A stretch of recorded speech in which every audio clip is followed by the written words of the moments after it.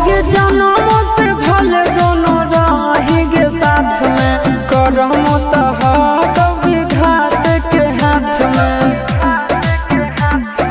कन्हैया से मिल जाते हमारा तो मंगल तियल कान के है याद सोना, मंगल तियल कान के जोड़ी है बनावल भगवान के, दोष न है इंसान के है याद सोना, दोष न है भगवान के, जोड़ी है बनावल भगवान के, दोष न है इंसान के है याद सोना, दोष न है इंसान के।